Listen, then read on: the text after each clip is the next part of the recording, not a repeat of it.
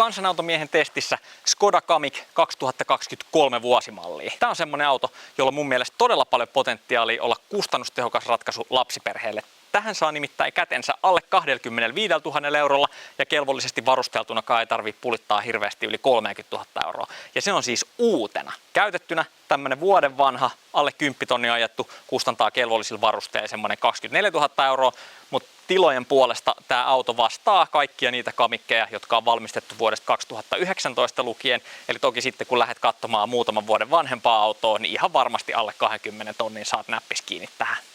Škoda on kuitenkin tehnyt tämän suunnittelussa muutamia vähän ihmeellisiä valintoja, jotka mun mielestä asettaa todella ison mutta-kysymyksen tämän auton käytettävyyden ympärille. Tuun nimittäin kertomaan ja kyseenalaistamaan useampaakin semmoista juttua, miksi tämä ei ehkä olekaan lapsiperheelle niin sopiva kuin voisi ensin alkuun ajatella. Toisaalta ne on mun mielestä ihmeellisiä suunnitteluvalintoja, koska ne on sellaisia, että ne ei paranna tämän käytettävyyttä tai käyttömukavuutta myöskään semmoiselle ihmiselle, jolla ei ole lapsia tai jos on vaikka pariskunta, jolla ei ole lapsia. Eli kenelle ne on muka tehty? Ja nyt jos sinä siellä ruudun toisella puolella olet Škodan insinööri tai fiksumpi kuin minä, niin kommentoi tuohon alle, että mikä pointti niillä suunnitteluvalinnoilla on ollut. Olisi nimittäin mielenkiintoista tietää, että onko siinä joku pointti. Tykkään aina siitä, kun saa sivistää itseensä ja kokee olonsa vähän tyhmäksi.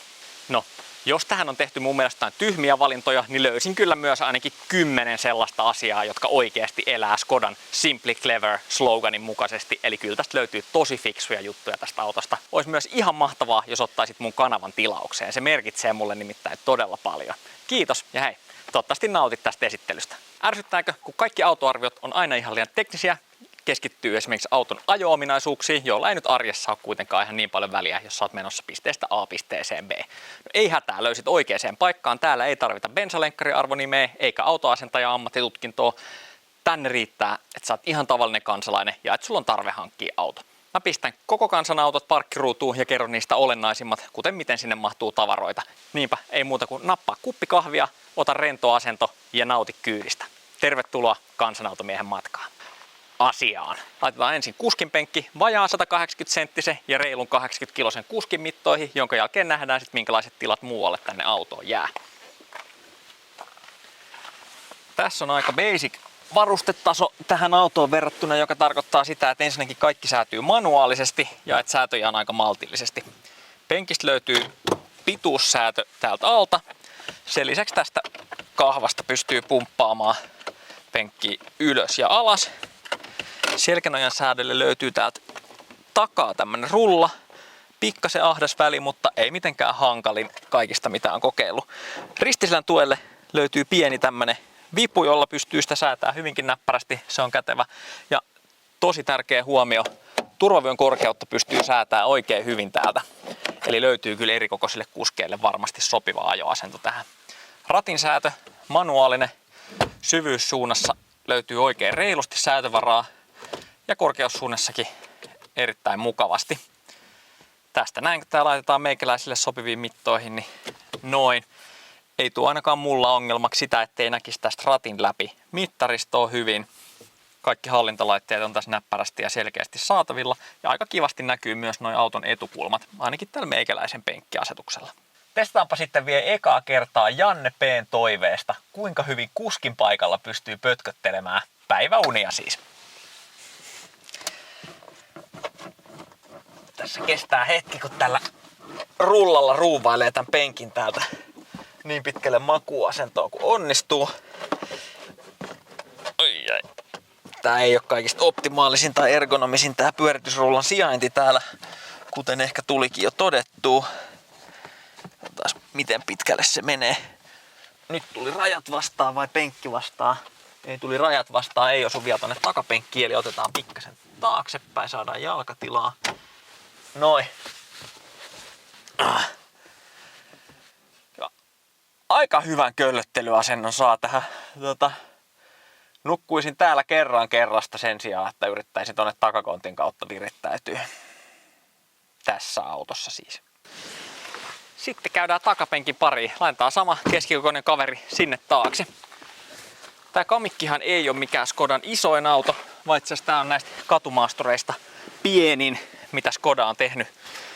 Takapenkillä on silti keskikokoisen kuskin takana aika kivasti tilaa. Menee 2 nyrkkiä käytännössä tänne väliin. Tää on kyllä jaloilla ihan ruhtinaallisesti tilaa. Pään tilaa aika kivasti. Ihan ei mahu nyrkki tänne väliin, mutta ei kyllä paljon puutukaan. Ja kädet kun heittää suoraksi eteen, niin ei pysty antaa kyllä kuskille niskahierontaa ilman, että selkeästi lähtee täältä kurottelemaan eteenpäin. Turvavyö tulee aika näppärästi tuolta. Täällä on tämmönen vipstaaki, mihin sen voi laittaa. En tiedä miksi, mutta ei siitä sen enempää. Käsinojaa ei harmillisesti löydy täältä takapenkiltä, että matkustusmukavuus ei ihan kaikista korkeimmaksi on laitettu. Pari USB-C-pistoketta kuitenkin löytyy tästä keskikonsolista. Vähän elektroniikkaa on riittänyt taakse, koska tähän varustetasoon on löytynyt ihan klassiset kammettavat ikkunat. Sähköä ei sentään takaikkunoihin asti ole siis löytynyt. Niskatukeen tulee kyllä aika hyvä moodi tässä näin ja valojakin saa näköjään tosta jotenkin säädettyä. Oikein hyvin mahtuu tänne. Sitten lapsiperhearjen kriittisiä kysymyksiä. Miten mahtuu keskikokoisen kuskin taakse Isofix telakallinen turvaistuin? Tänään testiversiona tämmönen Sybexin Sirona tämmöisellä Base Jet telakalla. Ensimmäisenä huomio kiinnittyy siihen, kun tänne autoon tullaan sisään, että täällä on todella näppärästi laitettu nuo Isofix kiinnikkeet autossa esille. Niin kuin tuosta ehkä näkyy, täällä on semmoset kovamuoviset ohjurit, mihin noi saa todella hyvin tähdättyä. Ei ole kyllä minkään valtakunnan riskiä siitä, että verhoilua saisi tuhottua tai muutenkaan, että taas hankala asentaa. Eli todella näppärästi menee tää telakka ainakin tänne. Entäs sitten tää itse istuinosa? Saadaanko kaikkia mekanismihyötyjä käytettyä? Tähtäilläänpä tänne. Noin. Osuisko kohilleen? Kutakuinkin noin. Oikein hyvin meni. Tänne mahtuu tässä perusasennossa nyrkkiväli ihan heittämällä. Eli kyllä vähän isompikin kuljettaja mahtuisi tonne. Mekanismi mahtuisi kulaamaan näin oikein näppärästi. Ja sitten tää pyörintämekanismi. Kyllä tässä tosi näppärästi saa lasta pyöriteltyä näinkin päin. Jos lähdet semmoista turvaistuinta virittelemään, missä käytetään niitä kiinnitysremmejä, niin täältä pelkääjän puolen kiskot saa oikein hyvin näkyviä. Ja tänne en nyt keksi mitään hirveän helppoa tapaa suoraan niitä remmejä vetää tonne, mutta tähän kun asennat semmoiset erilliset raudat, mihin sitten ne saa kiinni, niin onnistuu varmasti erittäin hyvin. Toimii todella hyvin 180-senttisen kuskin kanssa niin, että saat turvaistuimen tänne taakse. Ja mahtuisi vielä vähän isompikin turvaistuin. Takapenkin lapsilukko, sitä säädetään täältä ovesta manuaalisesti avaimella. Helppo käyttää, mutta toki jos sulla tulee välillä aikuisia takapenkille käymään, niin tää on kyllä ihan takuu varmasti sit aina lapsilukossa ja saat päästää ne sieltä itse ulos. Entäs sitten kartanlukija, tai niin kuin nykyään kuuluu sanoa Passenger Princessin paikka.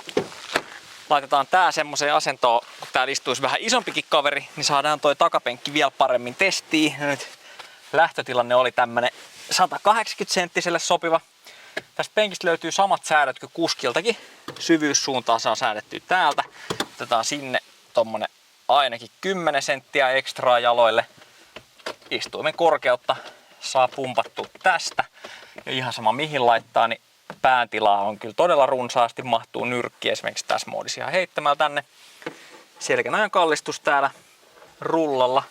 Ja ristiselän tuen säätö löytyy myös täältä pelkääjän puolelta. Plussaa siitä. Täällä myös pystyy säätämään tätä turvavyön korkeutta, niin saa tosi näppärästi tuohon olkapäälle oikeaan kohtaan laskeutua tämän penkin. Ja nyt on pelkääjän penkki laitettu. No, otetaan vielä pikkasen lisää. Noin. Nyt mahtuisi 2-metrinenkin tänne, vaikka en minä niin pitkään ole, niin mistä minä sen tiedän, mutta jalkatilaa ja pääntilaa on niin runsaasti, että ihan varmasti mahtuu. Pelkääjän paikalta löytyy Isofix-kiinnikkeet tosi näppärästi, eli jos kuljetat täällä yksin lasta, niin lapsen pystyy laittamaan myös tähän etupenkille tosi hyvin. Aika paljon helpompi viihdyttää silloin versus se, että lapsi on tuolla takapenkillä. Selkänojassa täällä on myös tuolle yläköydelle erittäin hyvä se selkeä kiinnityspaikka. Ja kun sulla on se lapsi tässä etupenkillä turvaistuimessa selkämenosuuntaan, niin älä unohda laittaa tätä airbagia pois tästä. Se onnistuu manuaalisesti täältä avaimella säätämällä. Ja sitten kun tässä istuu aikuinen, niin muista palauttaa toi airbagi päälle. Nyt on kartturin paikkanoissa melkein 2-metrisen säädöissä, niin minkälaiset tilat tänne takapenkille sitten siinä kohtaa jää. Kyytin nousemiseen ainakaan ei vielä vaikuta. Polvi vähän osuu tohon siinä kohtaa, kun tänne käy sisään.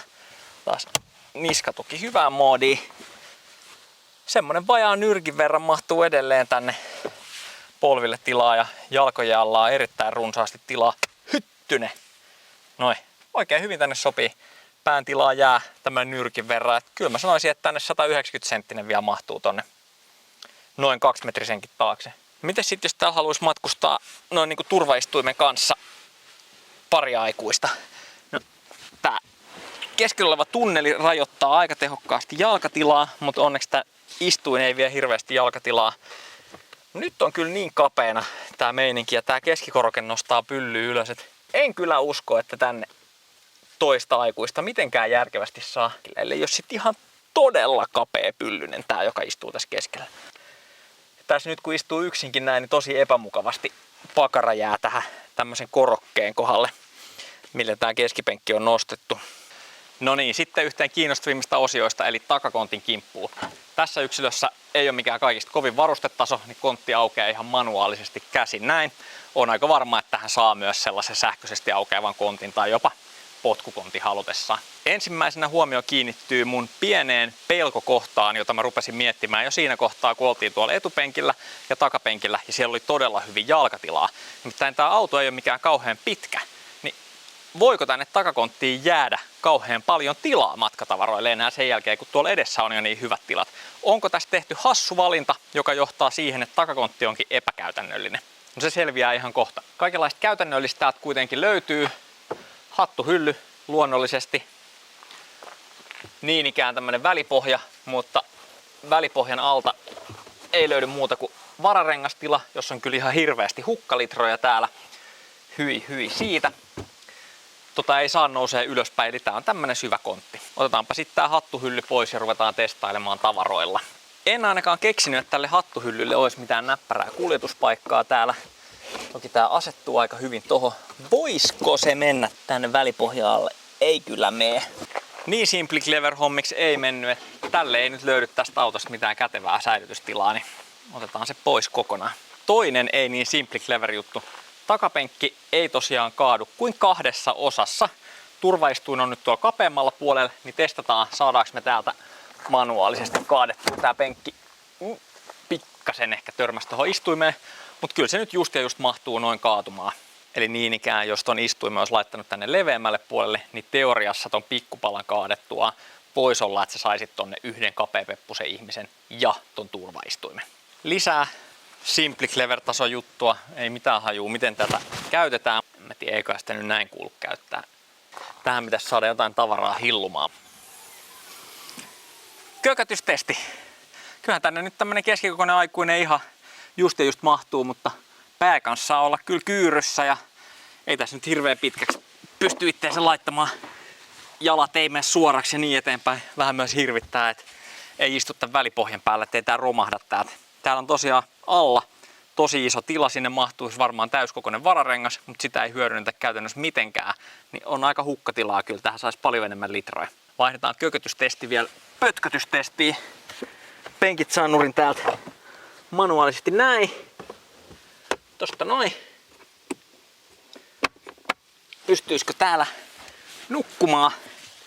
On kyllä todella terävä reuna tulee muuten tähän penkin ja takakontin väliin, että en kävisi kyllä nukkumaan tänne mukavuuden puolesta millään. Ja pituudenkin puolesta jää ehkä vähän naftiksi. Mulla on nyt pää kiinni täällä penkissä. Tänne joutuu kyllä varmaan jotain muuta keksimään kuin sen, että lähti sitten takakontin kanssa nukkumaan. Meinaa selkä menee rikki aivan saman tien. Älä nuku täällä. 50 litran putkikassi, kuinka hyvin menee? Oikein näppärästi noin poikittain. Meneekö myös pitkittäin? Kauhean syvä tää tavaratila ei oo. Eipä oikeastaan. Jää tässä suunnassa vähän lyhyeksi. Mitenkä sitten jos oot lennolle lähdössä, niin tämmösen tumin kohtuullisen ison ruumamatkalaakunkaan tänne saa kyllä sen verran tavaraa laitettua sisään, että se painoraja meinaa tulla vastaan. Eipä mahdu tämäkään noin päin. Pitkittäin mahtuu. Sitten sulla mahtuu nyt kabiinitavaraa ja muuta tuohon vielä kaveriksi, mutta on kyllä aika nihkeen kokoinen takaluukku tämmöiseksi autoksi. Joo, pienin Skodan katumaasturi, ymmärrän sen, mutta jos tää on nyt se tapa, millä he haluaisi myydä lisää niitä vähän isompia katumaastureita, niin not so clever, sanon minä. Se niinku, mahtuisiko se tälleen päin? Toivottavasti ei mene takalasi rikki.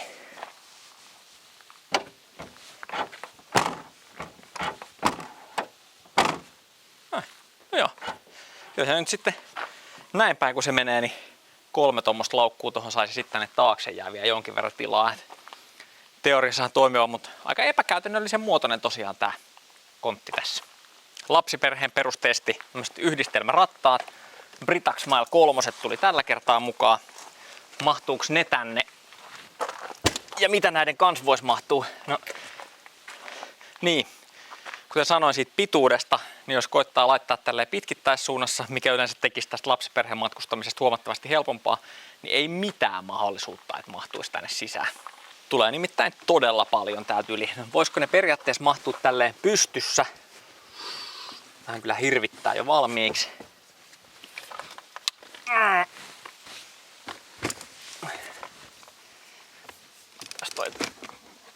Ei tuhota verhoilua. Kahva vielä vähän eri asentoon. Ei tää kyllä. Ei tästä kyllä tuu yhtään mitään. Ei mahdu ainakaan noin. Tuhoon tuomittu yritys, eli pitää keksiä joku parempi tapa näille, miten nää sais tänne. No, yksi helppo ja turvallinen ratkaisu aina olisi survoa näin. On muuten todella tiukalla, että mahtuu edes noin päin tässä syvyyssuunnassa. Nämä renkaat ottaa niin just ja just kiinni. Ja tälleen jos laittaa tähän vähän keskemmälle, niin sit se kyllä osuu tonne, mutta niin kuin näkyy, niin sitten tänne ei kyllä ihan hirveästi mitään muuta mahtuisi. Entäs vielä 3. taktiikka. Tälleen pystyy. Tälleen pystyy laittaa ja siellä tonne taakse hirveästi tilaa, joka menee hukkaan. Kokeillaan tämän istuinosan kanssa. Jos tällä istuinosalla saa täytettyä noin välit, niin sitten tää voisi olla järkevin tapa kuljettaa rattaita täällä.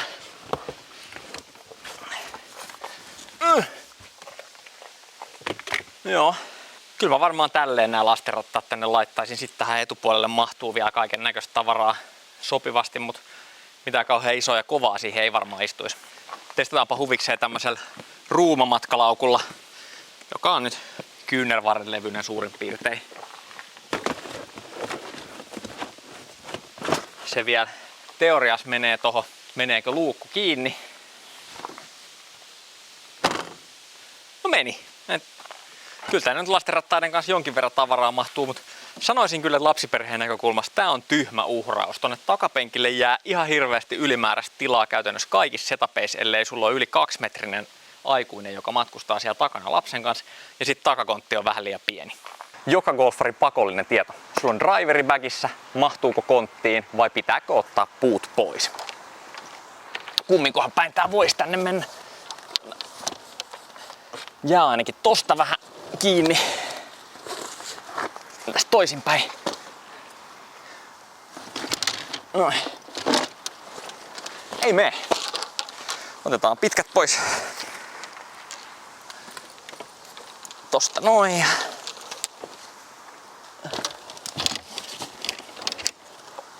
Näin. Driveri pitää ottaa pois. Tommonen maltillinen hyrrä tonne mahtuu vielä kuitenkin sisään. Et 3 isompia ei välttämättä tarvii sieltä poistaa. Tälleen kun tänne laittaa näitä bageja noin päin, niin kyllä tähän toinen ainakin ihan heittämällä menisi päälle. Voi olla, että 3kin saisi viriteltyä ja kärryille jää ihan ok tilaa tossa. Että kyllä tänne varmaan ainakin 1 kärryt saa menemään, vaikka olisi 2 bagia mukana. Noniin, sitten käydään infotainmentin ja hallintalaitteiden pariin. Aloitetaan ratista. Tässä Ambition varustetasossa löytyy ihan näppärästi ainakin ratista kaikki mitä itse kaipaa. Ratin lämmityksen saa täältä päälle. Monille varmaan talvella ihan merkityksellinen ominaisuus. Äänenvoimakkuudet, biisien vaihdot ja sitten ton mittariston näkymän vaihdokset onnistuu täältä. Oikein näppärästi vähän noita ajoavustimiakin pystyy säätämään. Pikanappulasta vakionopeuden säädin löytyy täältä vilkkuviiksestä. Sitä on ihan näppärä käyttää. Ei ole adaptiivinen tällä varustetasolla, eli itse pitää käydä jarruttelemaan, ettei tule perään ajoja. Mittarista näkyy ainakin mun asetuksilla tosi hyvin täältä läpi ja se on selkeä. Siihen saa esimerkiksi tuon nykyisen ajonopeuden isolla tuohon keskelle, niin kuin nyt mulla onkin. onkin se siinä näkyvillä. Peilejä säädetään sähköisesti täältä edestä. Etuikkunat on sähköiset, takana oli perinteinen kampi. Tässä autossa on 1-litrainen moottori automaattivaihteistolla, niin automaattivaihteisto säädetään hyvin näppärästi ja perinteisen oloisesti tosta ei herätä sen suurempia kysymyksiä tai ihmetyksiä. Mun mielestä tässä ei ole mitään erityisiä ajomoodeja, vaan sillä mennään mikä on valittukin tonne, ellei täältä nyt sitten jotain settingsia löydy, mutta eipä löydy. Palataan menuun. Start-stop-systeemin saa täältä omasta nappulastaan pois ja sen lisäksi onkin sitten vaan tyhjiä nappulan paikkoja, eli varmaan kaiken näköisiä varusteita tähän sais. Täällä on pari juomatelinettä, toimii ihan näppärästi. Lisäksi käsinoja, kansi nousee, tänne mahtuisi ei ihan 0,5 litran limupullo todennäköisesti, mutta kohtuullisen iso tila. Ja kätevä juttu tässä käsinojassa on se, että tässä on tämmönen pituussäätö, jolloin löytyy ihan takuu varmasti useammalle kuskille sopiva kyynärtuki tästä. Näin. Ilmastoinnin säädöt perinteisesti täällä omina nappuloinaan. Kaikki perusjutut, niin kuin esimerkiksi penkin lämmitykset, onnistuu hyvin helposti tosta ja tietysti lämpötilan säätöjä automaatille. Jos haluat enemmän asetuksia, niin painat tosta vaan menunappulaa, aukeaa ruudulle kätevä näkymä, mistä voi valita sitten vähän enemmän asetuksia. Ja täältä löytyy myös Skodan tämmönen Air Care-systeemi, mikä tarkoittaa siis sitä, että tuolla on jonkin tyylinen HEPA ilmansuodatin, minkä ympäri tää alkaa kierrättää tätä auton sisäilmaa. Niin esimerkiksi siitepölyallergisille kesäaikaan tekee tämän autolla ajamisen varmaan vähän mukavammaksi. Sitä kaipaavalle 12 voltin pistoke löytyy myös täältä kyynärnoja alta. Niin oikein näppärästi saa sitten vähän enemmänkin virtaa, jos sille on tarvetta. Ja nämä USB-C-paikat esimerkiksi ei sovellu omaan käyttöön. Kurkataan vielä hanskalokeroa. No, täällä ei ole mitään ihmeellistä jotain auton papereita, mutta ei esimerkiksi ilmastointia löydy täältä niin, että saisit tämän kylmäksi halutessaan.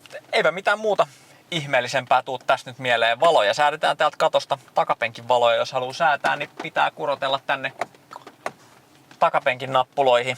Eli niitä ei tästä edestä onnistu säätämään. Käydään sitten tähän infotainmentin pariin. Tässä on tämmönen ihan hyvän kokoinen näyttö. Toimii aika näppärästi. Ei mitään suurempia jumituksia tai muita. Tästä ei löydy sisään rakennettuna navigaattoria, jolloin sitten tämä Apple CarPlay tai Android Auto on se, millä tietysti navigoinnit teet. Ja sen hyvä puolihan on se, että sit sulla on aina puhelimessa ajantasainen karttadata. Ei käy sitä klassista autojen omaa navigaattoria. Tässä oli tie vielä 8 vuotta sitten, mutta nyt se on siirretty kilometri tohon suuntaan. Radion kuuntelu onnistuu tietysti tästä oikein hyvin. Puhelin yhdistyy hands-free-käyttöä varten ja Bluetooth-musiikin kuuntelua varten oikein näppärästi. Tietysti se, että miksi yhdistäisit puhelimen pelkällä Bluetoothilla musiikin kuunteluun varten on vähän kyseenalainen, koska toi Android Auto ja Apple CarPlay toimii langattomasti tässä autossa. Eli ei tarvitse piuhan kanssa plärätä. Lisäksi täältä median takaa löytyy erilaisia sourceja. Voit tosiaan valita noin puhelimäänet, mutta sitten yhtä lailla pystyt tänne 2 USB-C-pistokkeeseen tökkäämään varmaan myös jonkun muistikorttisysteemin tai muuta, jos haluat sieltä musaa kuunnella. Mennään takaisin menun puolelle. Ääneasetukset, ilmastoinnin asetuksia pääsee myös täältä. Ja sitten kaikennäköisiä muita asetuksia. Hypätäänpä tänne auton tietoihin. No nyt, tällä autolla on ilmeisesti ajettu kokonaisuudessaan semmoinen reilu 3600 kilometriä, keskinopeus on ollut 68 kilsaa tunnissa. Ja kulutus on ollut varsin kelvollinen, 5,8 litraa sadalla. VLTP-testissähän tämä on saatu 5,7 litraa sadalla, eli ei mitenkään paha suoritus missään nimessä. No jos sitten katsotaan, miten tässä on meikäläisen ajoilla, reilu 600 kilsaa on tullut nyt ajeltua tässä kesäisessä heinäkuussa, missä välillä on pikkasen sadellut. 68 kilsaa tunnissa ollut keskinopeus, eli aika paljon ollut maantietä, jonkin verran myös motariin, niin 6,3 litraa sadalla on ollut kulutus. Tuosta kun laskee yhteen paljonko on nyt ajettu ja paljonko tämä auto ennustaa, että on vielä matkaa jäljellä, niin semmoinen 700 kilsaa varmaan pystyy ajelemaan aika mukavasti ennen kuin bensavalo syttyy ja sitten tuleekin tietysti jo helposti kiire löytää se bensa-asema, että saadaan tankkiin vähän lisää ainetta. Oikein kelvollinen matkanteko. No sitten kurkataan vielä tänne Apple CarPlayn puolelle. Eli täällä tietysti sit löytyy kaikki navigaattorit ja musiikit, podcastit, äänikirjat ynnä muut tosi näppärästi. Itse ainakin, ellei radio tuu kuunneltua, niin tämähän se on, mistä hommat sitten laitetaan pyörimään. Palataanpas tänne menun puolelle vielä. Joo. aika näppärästi toimii tää infotainmentti tässä ja yhtä lailla hallintalaitteet. Et semmonen aika perusauto, jossa on fiksusti laitettu toi ruutu niin, että pystyt puhelimen avulla suurinta osaa hommista tekemään. Joissain autoissa saattaisi olla, mistähän ne löytyy, autoasetukset, jotain kiinnostavia asetuksia täältä, mutta täällä ei nyt mun mielestä mitään kauhean erikoista ole, että ajoavustimia voit vähän säätää, että onko ne päällä tai pois. Valojen kanssa pystyy valitsemaan, lähteekö automaattisesti sateella esimerkiksi tekemään jotain. Eri asiaa varmaan kytkee vähän paremmat päiväajovalot päälle. Parking ja manövering saa esimerkiksi musaa automaattisesti hiljennettyä, kun lähdet peruuttelemaan ja pysäköimään. Sehän on muuten jännä juttu. Miksi silloin, kun ruvetaan tekemään vaikka taskuparkkiin, niin usein laitetaan äänet pois? Auttaako se näkemään ja kääntämään rattia paremmin, että sulla on äänet pois päältä? Pistä tuohon alas kommenttiin ja kerro, mikä on sun näkemys tähän aiheeseen. No sitten tuulilasin pyyhkiöiden säätöä ja ovien avaussysteemejä. Voi esimerkiksi valita, tässä varmaan pystyy avaimella halutessaan avaamaan näitä ikkunoita tuuletusta varten myös etänä, niin sen pystyy valita, että aukeako kaikki ikkunat vai pelkästään kuskin ikkuna vai onko se feature kokonaan pois. Ja sama sitten kun käytät keskuslukitusta avaimella, niin haluatko, että aukeaa kaikki ovet vai aukeako pelkästään kuskin ovi vai mitähän tää nyt sitten tekeekään. En tiedä se puoli millä autoa oot. Ei mitään kauhean ihmeellistä. Kaiken kaikkiaan mun mielestä siis toimii oikein näppärästi. Ei mitään valittamista, ei mitään kauhean ihmeellistä myöskään. Sitten lähdetäänpä kohta ajelemaan, mutta odotetaan nyt ensin, että tää sade loppuu tästä alta pois, niin on vähän kivempi kuvailla ja ajella. Ajaminen tällä Kamikilla on yhtä arkista kuin edulliselta Skodalta nyt voi kuvitella, eli kuljettaa kuskin ja kyytiläiset ilman suurempia kommervenkkejä paikasta A paikkaan B. Jos haluat auton, jossa on persoonaa tai suurempaa ajamisen fiilistä, tää ei todennäköisesti ole sulle oikea vaihtoehto. Vähän kovemmassa tuulessa tää Kamik tuntuu ärsyttävän epävakalta ja suuntaa sai olla maantiellä ja motorilla hakemassa ihan koko ajan. Tavallaan siis aika ajajan auto. Automaattivaihteisto ei herätä myöskään suurempia tunteita, tuntuu toimivan ainakin lapsiperheystävällisellä ajotavalla oikein sulavasti ja eleettömästi. Litrinen kone jaksaa liikuttaa autoa oikein kelvollisesti ja vaikkei tehoja valtavasti olekaan, ei tämä mitenkään nuhapumpulta kuitenkaan tunnu. Vähän yllättävää jopa. Kaistavahti on perinteikästä passiivista mallia, eli tuuppailee autoa pois etenkin sulkuviivojen päältä, jos sinne meinaa ajautua. Keskellä kaistaa pysyminen jää kuitenkin kuskin omalle vastuulle. Tällaisesta reilun vuoden ikäisestä Kamikista on kalleimmat kilsat ajettu jo pois, etenkin kun Kamikista tuli just kasvojen kohotusversio myyntiin. Muutenkin auto on varsin kohtuullisen hintainen, joten omistamisen ja ajamisen kustannukset pysynee maltillisina. Hankintahinta tämän kaltaiselle yksilölle lienee tällä hetkellä noin 25 000 €. Polttoainekulutus tällä maitopurkin kokoisella moottorilla jää alle 6 litraan sadalla. Kuukausitasolle laskettuna tämän omistamisen kulut on erittäin kohtuulliset. Rahoituksen kuukausierän saa jäämään reiluun 350 € ja vakuutukset kustantaa todennäköisesti 100 € luokkaa kuussa. Tämän lisäksi muutaman vuoden välein tarvittavat uudet renkaat on edullisia, noin 600 € paikkeilla, vaikkei kaikkein halvimpia kiinalaisia ottaiskaan. Ja huoltoihin kannattaa varata muutama satanen vuodessa. Ajomelu asettuu oikein kelvollisille tasoille, Apple Watchilla mitattuna 50 vauhdissa noin 61 desibeliä, 80 64 desibeliä ja 100 67. Mitään suurempia tyyppivikoja ei ainakaan muun korviin ole tästä kantautunut. Kun muutamat huonot puolet, etenkin tilankäytön osalta, jättää huomioimatta, niin oikein hyvä ja näppärä kompakti katumaasturi tää Kamik on. Jos tilan tarvetta on yhtään enemmän, kääntäisin tässä hintaluokassa kuitenkin katseet itse ennemmin muutaman vuoden vanhempaan Volkswagen Tiguaniin, jossa tilaa tulee selkeästi lisää ja arvon alenemakin pysynee vielä paremmin hallussa. Kiitos, että katsoitte videon ja muista laittaa kanava tilaukseen. Kansanautomies kiittää.